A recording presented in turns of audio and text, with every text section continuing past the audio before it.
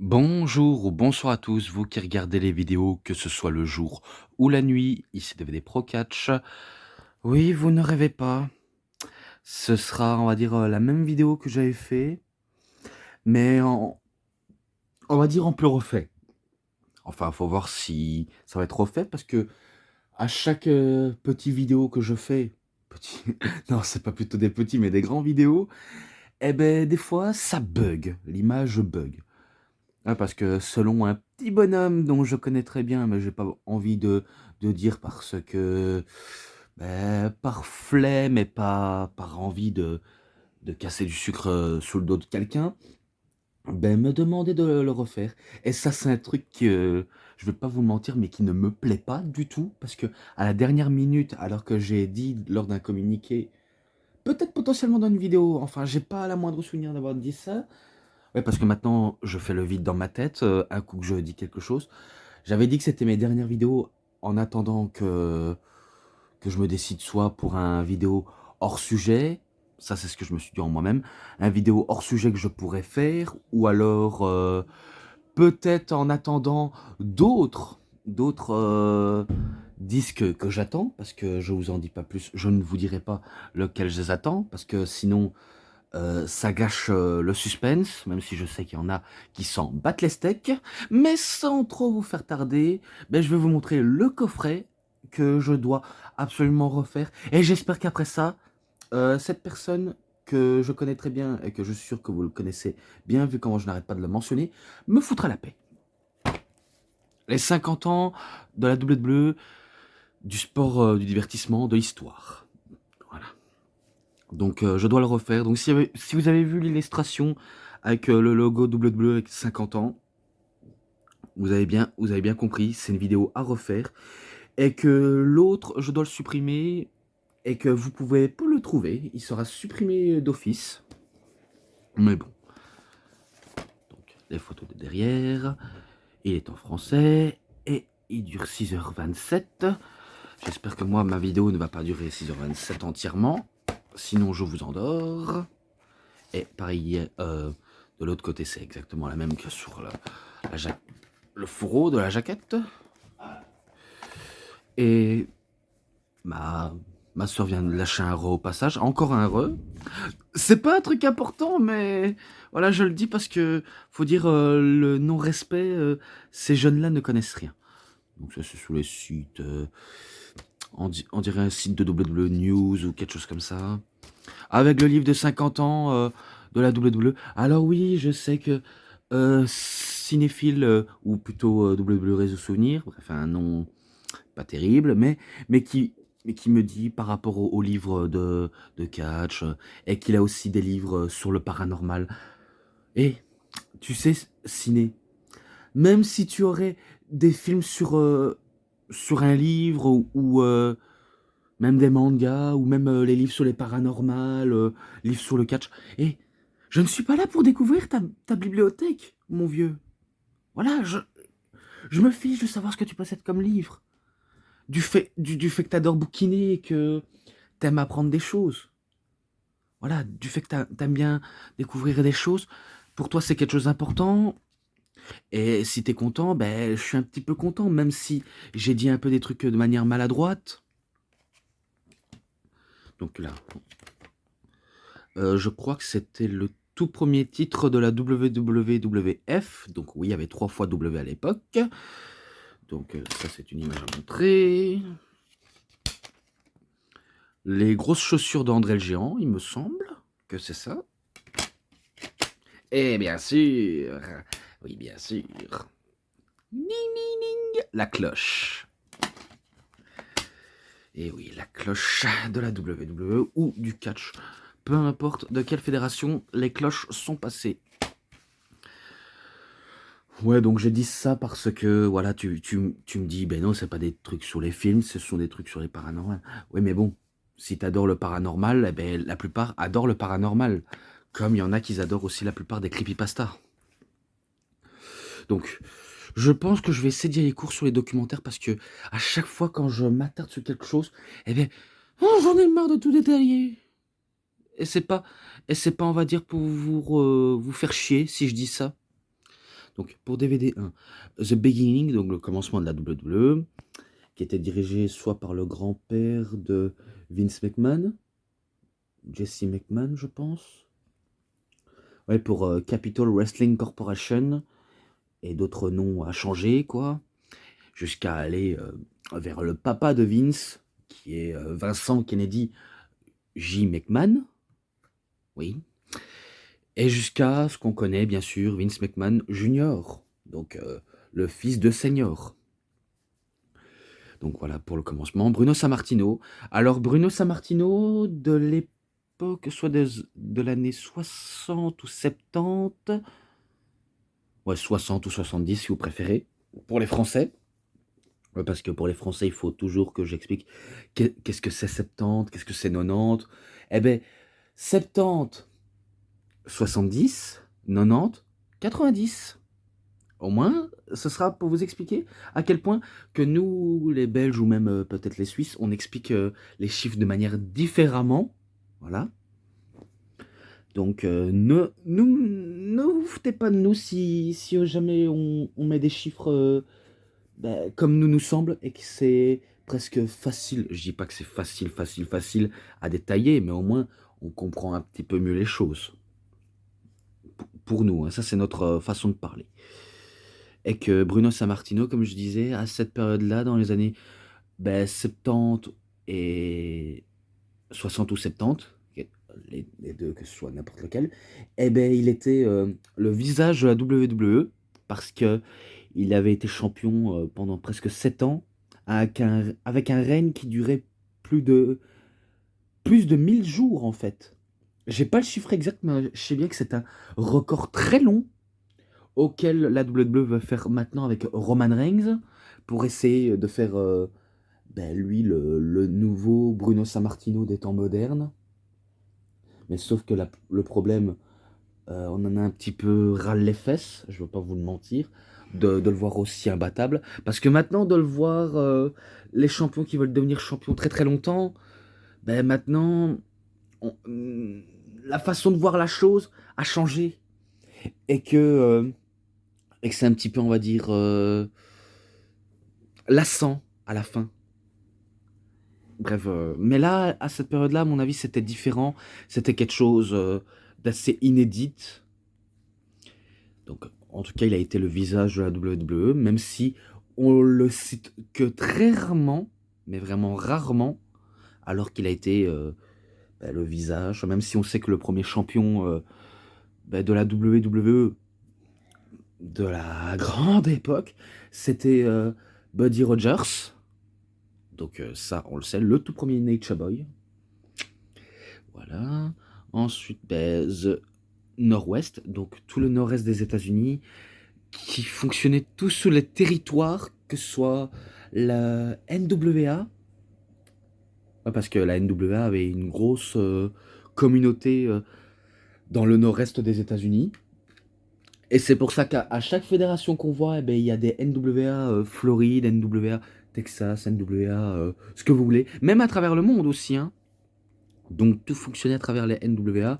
Et quand c'est pas NWA, c'est d'autres noms. Comme la AWA, la WCCW, comme la Mid-South Wrestling, tout ce que vous voulez. Et bien ça, c'est McMahon qui les a rachetés.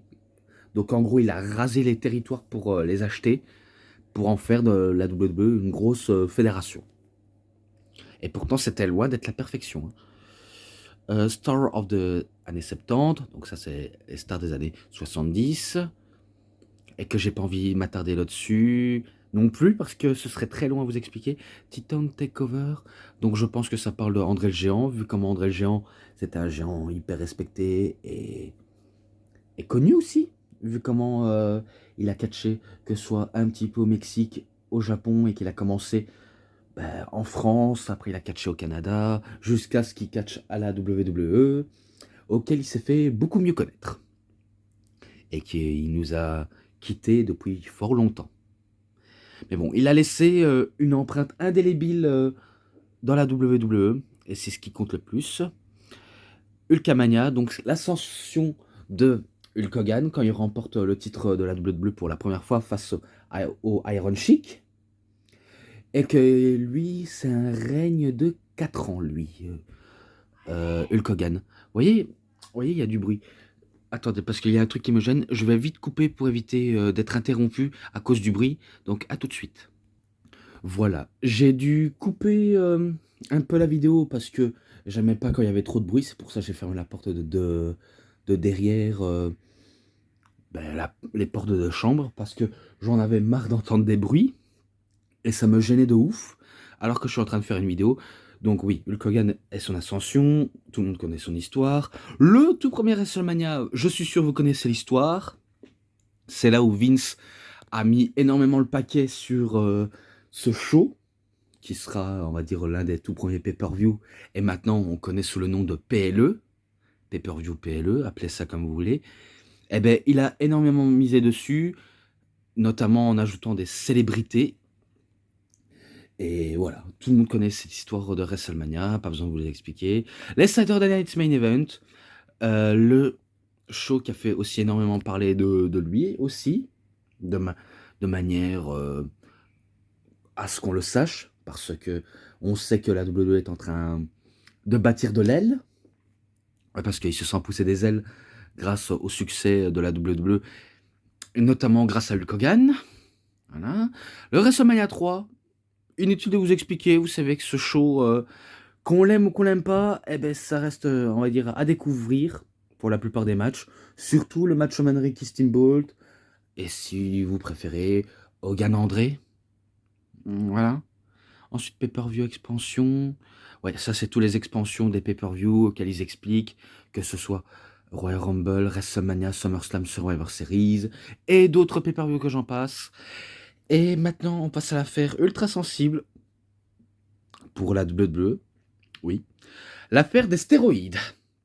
Oui, l'affaire des stéroïdes a fait énormément parler d'elle, que ce soit à travers les années, à cause que McMahon a eu l'autorisation, enfin, pas l'autorisation, il a eu, on va dire, la mauvaise clairvoyance de donner des stéroïdes à certains de ses superstars pour paraître plus impressionnants et plus performants sur le ring. Et ça lui a coûté un gros procès. Et que si jamais les faits étaient avérés, eh ben, il aurait fait de la prison. Et que sa boîte de la WWE doit quand même continuer à tourner. Mais que les catcheurs, en revanche, ils perdaient du poids de manière mystérieusement, alors qu'on se dit, tiens, je le voyais plutôt musclé. Ah ben non, ils sont dopés à bloc. Ça, c'est certains fans de catch qui diraient ça en disant, ben attends, je croyais qu'ils s'entraînaient de manière naturellement. En fait, non, ils étaient en train de se doper. Comme la plupart des catcheurs que je ne vais pas citer, car je suis sûr qu'on connaît tous la plupart des catcheurs qui se sont dopés, que ce soit Ultimate Warrior, Hulk Hogan, Lex Luger, British Bulldog, ce que vous voulez. Bref, ils ont pris un temps des stéroïdes. Et voilà, donc c'était pour l'affaire des stéroïdes. Et que je me rappelle que Roddy Piper avait dit qu'il avait failli mourir à cause des stéroïdes. Ouais, parce qu'il figurait encore dedans. Même Jack Roberts, il disait que lui c'était un addict de la drogue et qu'il était le première victime à toucher, tomber dans la drogue, car la drogue l'affectait énormément. Mais bon, ça c'était une mauvaise période, pas très cool. Sachez, en dehors des caméras, c'est pas cool. Donc la nouvelle génération, oui, ça c'est quand c'est terminé l'ère de l'âge d'or du catch, pardon. Tout ça est terminé et qu'on fait passer à des nouveaux qui peuvent potentiellement représenter la WWE, auquel, à cette période, il y avait une crise d'identité, et aussi, les gimmicks étaient pas terribles non plus, et que ça frisait le ridicule, ça n'attirait pas non plus grand monde, à part si on adore le côté in-ring de certaines superstars, et bien sûr, les Monday Night Raw. Oui, le Monday Night Raw, le tout premier Raw qu'on nous a expliqué, vu comment aujourd'hui, maintenant, elle a plus de 30 ans d'existence. Le, le Monday Night Raw, 30 ans d'existence. Oui, vous ne rêvez pas. Je ne sais plus de quoi ce que je devrais dire, mais bon, je m'en perds très facilement quand j'essaie de dire des trucs. Et tout simplement, voilà. Bon, allez, je passe parce qu'après, voilà, j'en ai marre, j'en ai marre. Monday Night Wars. Bien sûr, on connaît la guerre des lundis soirs. On connaît entre la WWE et la WCW. Entre Raw et Nitro. Donc tout le monde connaît ça jusqu'à ce que, en 2001, c'est Raw qui remporte la bataille des audiences et que McMahon rachète son concurrent. Il rachète son concurrent pour officialiser que c'est, on va dire, la fédération de Vince McMahon, la plus grande et dernière grande fédération de catch. Oui, parce qu'il avait acheté la WCW un premier temps, jusqu'à ce que la ECW ferme à nouveau et qui se fait aussi racheter. Donc voilà, vous connaissez l'histoire, j'ai pas besoin de vous l'expliquer. Montréal, donc le Montréal Screwjob, inutile de vous en parler, vous savez bien que c'est Michaels et McMahon qui arnaquent Bret Hart, auquel le match est, est, est dans l'un des listes en fait. Donc inutile de vous expliquer ça. L'attitude era, bien sûr, l'attitude totalement déjantée, cette époque aussi fou soit-il. Oui, donc c'était une période où tout le monde pouvait se lâcher, on n'avait pas peur de l'incorrect, et que la plupart des plans étaient, on va dire, pas tout le temps, on va dire, montrés et remontrés, à part aujourd'hui on nous le montre et on le remonte, mais sinon c'était une période où on pouvait se lâcher et que ils s'en battaient steak de l'incorrect. Voilà. Donc je passe ça. La tragédie de Kansas City, donc la mort d'Owen Hart. Oui, la mort d'Owen Hart. Lors de Over the Edge, où il devait faire son entrée en tant que Blue Blazer, donc l'une de ses gimmicks qu'il possédait, et qui il tombait plus de 20 mètres, et qui avait atterri sous les cordes jusqu'au ring, et que ça, ce moment n'était pas prévu du tout.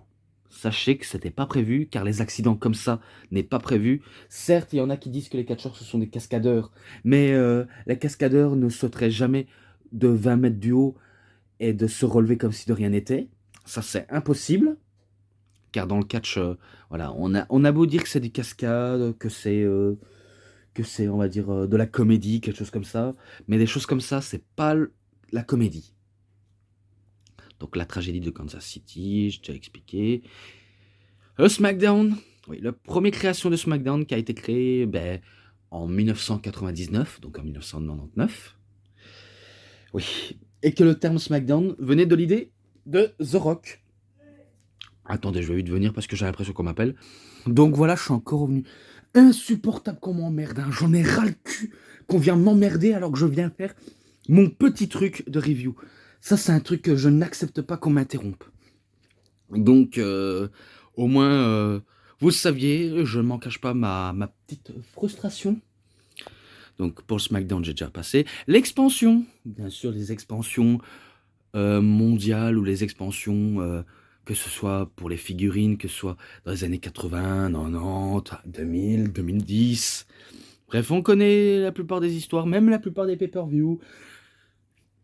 Et tous les goodies que vous voulez. Bref, j'ai déjà dit, la grande extension, donc pour Raw et SmackDown. Comme si c'était des fédérations, mais on sait bien que c'est pas des fédérations, Raw et SmackDown. C'est des shows sous forme de branches de couleurs, quoi. La branche rouge pour Raw, la branche bleue pour SmackDown. Et maintenant, dans notre époque à nous, la branche jaune pour NXT, auquel on sait tous. WrestleMania Stadium, donc les stades de WrestleMania. Alors c'est vrai que les stades de WrestleMania, c'est quand même captivant qu'on va dans un stade parce que on sait jamais l'éblouissement du public qui réagissent très bien aux foules. Ce qui peut potentiellement arriver au Stade de France, si jamais ils ont réussi à avoir les autorisations pour un match au Stade de France et remplir le dôme de Stade de France. Bref, si jamais ça arrive, eh beh, ce serait incroyable et peut-être que ce sera diffusé à la télé ou pas du tout d'ailleurs, on n'en sait pas. On ne sait pas. Les Hall of Fame, alors les Hall of Fame, bon, on sait bien que le premier intronisé, c'est André le Géant, il y en a qui le savent pas, mais moi je le sais déjà, et que c'est pour ça que je vous le dis directement. Après, il y a eu une autre de palette, d'Hall of Fame qu'ils ont été tous intronisés. Voilà, que ce serait très loin à vous expliquer et que j'ai pas envie de me tarder là-dessus. Voilà. WW Studio, ben ça c'est par rapport aux films et laissez-moi vous dire que ce soit les films, de WWE, c'est soit on le trouve bon ou con, ou alors, pas terrible et aucun sens. Faut dire la plupart des films de chez WWE, ça vaut le coup d'œil de jeter un coup d'œil, mais voilà, c'est pas des chefs-d'œuvre du cinéma. Même si on sait que la WWE veut, on va dire, reconquérir le marché, du cinéma, mais bon, le résultat c'est flop et que c'est pas non plus des films, découverts au grand public, car ça n'a jamais été, des films, qui ont déjà été, vus au cinéma, je vais pas vous le mentir. À part une ou 2, mais si on a de la chance de les voir ou pas du tout, ça dépend lequel. Mais bon, vous connaissez le délire. Heu, Securi Securing, the Future of 50 ans. Alors je me rappelle avant de clôturer, ce programme, je me rappelle qu'ils avaient diffusé, les chaînes d'expansion comme quoi, il il y avait des chaînes qui étaient diffusées à travers le pays. Par exemple, en version anglaise, c'est soit en Amérique, au Canada, en Angleterre et d'autres, en anglophonie à travers le monde. En italien, ben pour l'Italie. En norvégien ou en grec, je pense dans la plupart des pays respectifs. Et surtout en bonus, oui, en bonus, la France. Voilà, les commentaires en français de Philippe Chiraud et Christophe Ajus pour la France, la Belgique et toute la francophonie. Voilà, au moins vous savez ça et ça clôture, ce documentaire direct, ça clôture direct. Et maintenant je passe au DVD 2 où oui, si vous voyez qu'il y a des taches là, ça c'est mes traces de doigts parce que je transpire partout. Enfin, pas tout à fait transpirer, en fait, quand je touche, eh beh, ça tâche en fait, mais bon, ça, on s'en fiche un petit peu. Donc pour le titre de la WWE, The Superstar Billy Graham contre Bruno Sammartino à Baltimore le 30 avril 1977 ou 77 si vous préférez. Donc ce match-là, je sais que j'ai déjà fait une review sur le coffret de la WWE, le titre de la WWE exactement. Et que ouais, c'est victoire de Superstar Billy Graham sur Bruno Sammartino, car il remporte avec tricherie en mettant les pieds dans les cordes, alors qu'il avait fait sa prise finish. Ce match-là, je lui avais mis 3,20. Voilà,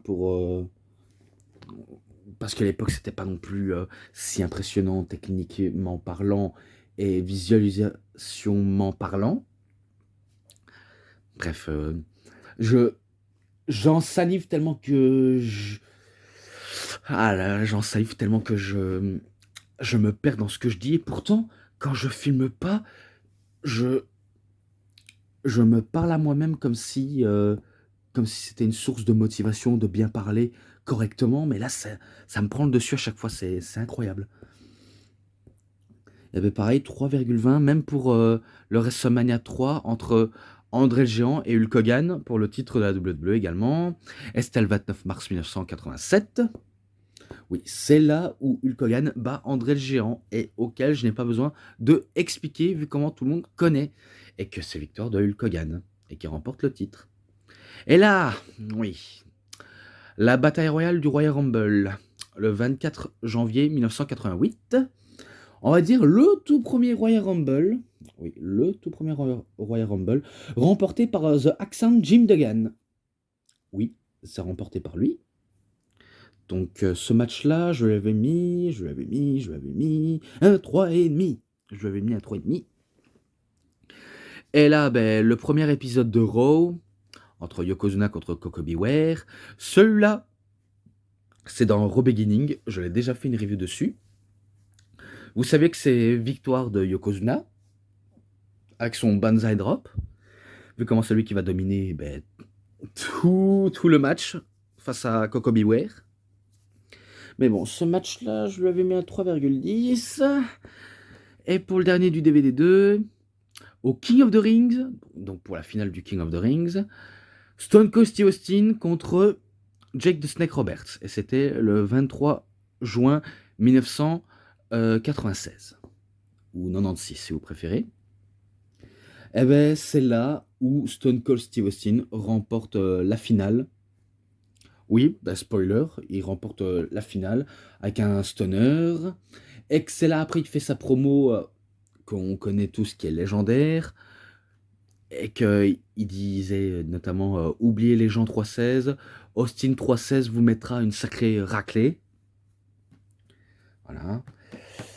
Et j'ai déjà tout dit sur ça, j'ai déjà tout dit, si ce n'est que ce match-là, je lui avais mis un 3,5. Bref, voilà, je lui avais mis ça. Maintenant, DVD 3. Survivor Series le 9 novembre 1997 ou 97 entre Bret Hart et Shawn Michaels. Donc c'est là où il y a le Montreal Screwjob. C'est là où Shawn Michaels remporte le titre grâce à Vince McMahon, Karnak et Bret. Donc ce match-là, je lui ai mis un 3,20. Oui, je dis ça comme ça parce que j'ai pas envie de trop m'attarder là-dessus, sur ça. Vraiment pas du tout. Là, Tyson Austin, donc c'est là où Mike Tyson est sur le ring. Voilà, en expliquant qu'il est venu en tant que invité qui veut pas faire d'histoire. Mais que lorsque Stone Cold arrive, lui il crée directement des histoires parce que c'est le plus gros fouteur de merde de tous les temps. Et qu'il manquait ouvertement de respect à Mike Tyson. Surtout en le faisant des doigts d'honneur qui ne sont pas censurés. Sur le coup, ils sont pas censurés. Et du coup, ça crée une bagarre entre Tyson et Austin, même s'ils sont retenus par les officiels. Mais bon. Et c'était à Raw le 19 janvier 1998. Ou 98, si vous préférez. Ensuite, encore match pour le titre de la WWE. Oui. Le tout premier SmackDown, le 26 août 1999, ou 99. Triple H contre The Rock, avec un arbitre spécial, Shawn Michaels. Donc c'est lors du premier SmackDown, comme quoi ils s'affrontent dans le main event. Ok, il y avait les interventions de l'ADX et même de Shane McMahon, mais sauf que le Rock les fait calmer avec ses claques du peuple. Et il voulait en finir avec Triple H avec son People's Elbow, mais il se fait accueillir par un switch in music de la part de Michaels. Et après, un pedigree de la part de Triple H. Et c'est victoire de ce dernier, justement. Ce match-là, je lui avais mis un 3,50. Donc je lui avais mis ça. Et maintenant, Monsieur McMahon qui dit qu'il a acheté la WCW et qui fait aussi une promo contre Shane McMahon. Voilà, là. Et c'était à Raw le 26 mars 2001. Donc c'est là où il dit que la WCW lui appartient et que s'il veut, le sort de la WCW est entre ses mains et qu'il n'hésitera pas à les enterrer pour de bon, car c'est un peu le slogan de cette fédération. Tout ce qui est fédération concurrente, il décide de les enterrer pour les humilier. L'air de dire c'est un milieu auquel c'est égoïste, il y a des humiliations à tout va, et qu'ils en ont absolument rien à foutre. Sachez-le, ils en ont rien à foutre. Et c'est là où Shane McMahon dit que... Ouais, parce qu'il arrive dans l'arène de la WCW à Panama City en Floride, en disant que, certes, le contrat a été signé McMahon, mais en fait, c'était pour Shane McMahon. Et que c'est lui, on va dire, le copropriétaire de WCW. Bref, vous connaissez maintenant cette histoire. Si vous ne le connaissez pas, au moins, je suis là pour vous en parler. Et bien sûr, WrestleMania 18, le 17 mars 2002, The Rock contre Hollywood Hulk Hogan, auquel vous connaissez tous l'issue de cette histoire et de ce match. Vu comment c'est le Rock qui arrive à bout de Hulk Hogan, avec un Rock Bottom et un People's Elbow. alors que le public était à fond derrière Hogan. Bref, si je décide de skipper un peu les matchs, c'est parce que, voilà, je le sais, vous devez normalement savoir. Si vous ne saviez pas, allez voir sur les coffrets que j'ai fait sur le premier coffret de The Rock, le premier coffret de Hulk Hogan, le coffret de la véritable histoire de WrestleMania, etc. etc. Donc voilà, c'est victoire de The Rock, ce match-là 4,60 que je lui avais mis. Et là, pour la bataille des milliardaires, cheveux contre cheveux, entre Donald Trump et Monsieur McMahon. Mais sauf que c'est un match entre Bobby Lashley contre Umaga. Bobby Lashley dans le coin de Donald Trump, Umaga dans le coin de Vince McMahon. À WrestleMania 23, le 1er avril 2007, avec Stone Cold Steve Austin en arbitre spécial.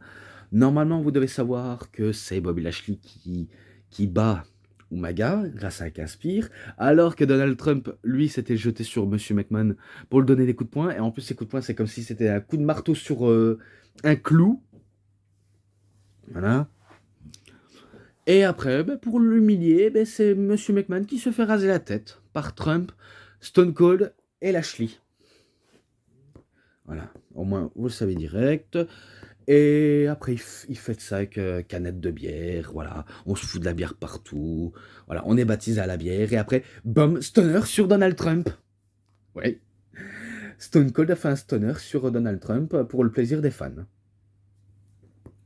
Mais bon, 3,40 ce match-là, je me rappelle avoir mis ça. Et là, match à 6. Oui, match à 6. Pour la tribu de The Troop, si je crois bien. Ouais, tribu de The Troop. Alors ça, c'est pas un pay-per-view, ça. Ça, c'est un show réservé pour les militaires en Irak, le 20 décembre de 2008, auquel il y avait John Cena, Batista, Rey Mysterio contre Randy Orton, Chris Jericho et le Big Show. Oui. Donc ce match-là, je sais pas si vous avez déjà jeté un coup d'œil sur YouTube, car normalement, quand je vous parle de ce match-là, il est fort possible que vous l'avez déjà vu, ou pas du tout, parce que moi je me rappelle l'avoir déjà vu sur YouTube, et que lorsque j'ai vu en version française, je me suis dit, ah ouais, donc c'est exactement comme ce que j'ai vu sur YouTube. Donc je m'en rappelle un 619, un Batista Bomb, et un FU de la part de John Cena, de Batista et de Rey Mysterio. Sur les heels, donc on peut dire c'est victoire des faces. Et ce match-là, allez, pour le plaisir du catch et même pour l'armée, 3,80. Même si c'est pas non plus si forcément excellent, mais je lui ai mis quand même, voilà, pour être gentil, pour être très très gentil, parce que oui, je suis hyper généreux. La paille bombe de CM Punk. Oui, la paille bombe de CM Punk, auquel je n'aurais pas besoin d'expliquer, vu comment vous saviez que je l'avais déjà expliqué une, deux, trois fois. Et que j'ai pas envie de faire 200 fois. Car on sait que CM Punk, il tacle tout le monde dans les vestiaires, même le public, bref, il va épargner personne. Et même John Cena ne va pas l'épargner, que ce soit Vince McMahon, Triple H, John Laurinaitis, etc. Donc, en plus, il parlait même des fédérations auxquelles il voudrait partir un coup qu'il était champion de la WWE, ou même s'il serait plus champion de la WWE et qu'il serait plus sous contrat avec la WWE. Un truc qu'il n'a pas fait, par exemple, il a déjà été à la Ring of Honor, mais il n'a jamais été à la New Japan Pro Wrestling, auquel il aurait dû se décider. Mais sauf qu'il l'a pas fait. Pourquoi? Parce que il s'est barré de la WWE et tenté sa chance à l'UFC, alors que sa carrière à la UFC n'a pas été glorieuse, à cause voilà, qu'il se faisait ratatiner par des gens qui sont pas très connus, mais ils arrivent à battre quelqu'un comme Punk. Et ça, c'est un sacré coup dur. Coup dur et du mal à remonter la pente. Et maintenant, on est sans nouvelles de CM Punk. Hein. De nos jours, on a quasiment pas de nouvelles de lui, à part qu'il commente les matchs de MMA. Pas la UFC, mais dans une autre structure. Voilà, au moins, Je vous le dis voilà, sans que vous tombez dans l'ignorance, mais je vous l'ai dit quand même. Donc, toute la promo où il tacle tout le monde.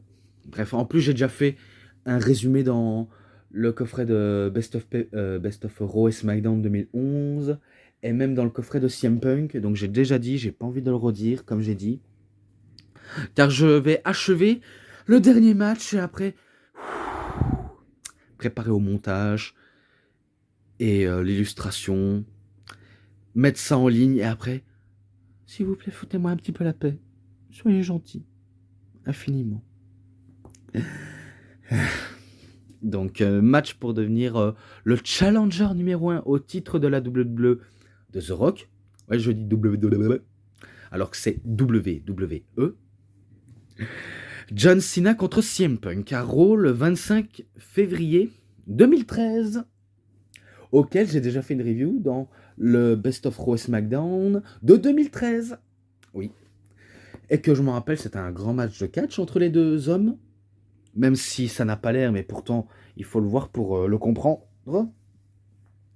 Car ils essayent de faire du bon catch quand même, parce que, sachez-le, qu'on soit fan ou non des deux hommes, j'ai essayé de trouver une incohérence, et que je m'en rende compte, ah ouais, donc ils veulent aller à fond en fait. Hein. Même si vous me dites, ouais, mais ce que tu dis n'est pas très objectif, peut-être que oui, peut-être que non, mais j'essaie de trouver une incohérence. Et que j'essaye pour qu'ils se démarquent des autres. Parce que pour l'instant, on a eu un petit peu des matchs un petit peu pourris, des matchs où c'est pas non plus terrible, mais que j'essaye au plus au moins de m'y faire. Je me rappelle que CM Punk tentait les Anaconda Vice, Go to Sleep pour essayer de battre John Cena, mais sauf que John Cena essaye à chaque fois le STF, le Five Knuckle Shuffle, la descente de la cuisse sur la nuque, le Attitude Adjustment, et que je me rappelle qu'il s'est pris un marteau pilon, voilà, et qu'après, au niveau de la fin du match, presque au niveau de la fin du match, eh ben, il fait un Halla Karana sur CM Punk, et après ça, pour terminer, un Attitude Adjustment, et c'est la victoire pour John Cena. Voilà, donc c'est lui qui ira affronter le Rock à WrestleMania 29, auquel vous connaissez tous l'histoire, et j'ai pas besoin de vous raconter l'histoire. Voilà. Et que ce match-là, je lui avais mis un 4,90. Donc 4,90. Ouais, 90. Au moins, vous le saviez. Et que maintenant, je mets fin à cette review. Voilà, je mets fin directement. Donc voilà, j'espère que ça vous aura énormément bien plu. Et j'espère qu'il ne va pas bugger. Parce que si jamais il bug, je me dis, oh putain, je m'en bats les couilles. Hein. Et moi, je le mets en ligne sans trop me poser de questions. Parce que je ne sais pas faire autrement. Voilà, au moins vous le saviez. Donc les matchs, les bonus, non, il n'y a pas de bonus. Le documentaire, les matchs, seulement promo et l'ensemble. Oui, les seulement promo et l'ensemble. 4,70 ou 4,70 si vous préférez. Et maintenant, j'achève directement, l'histoire de respirer un coup. Et après, ce sera la petite dernier, comme je dis, pour ce coffret-là. Donc c'est tout pour cette review, c'était DVD Pro Catch, j'espère que ça vous aura énormément bien plu, et si vous avez aimé cette vidéo, vous savez ce qu'il vous reste à faire, likez la vidéo, commentez, partagez, abonnez-vous à ma chaîne, et cliquez sur la petite cloche pour avoir plus des notifications et des prochaines vidéos, et moi je vous dis bonne journée, bonne soirée à tous, au revoir tout le monde pour une prochaine vidéo, à plus à tous les fans de catch, allez, bye bye tout le monde.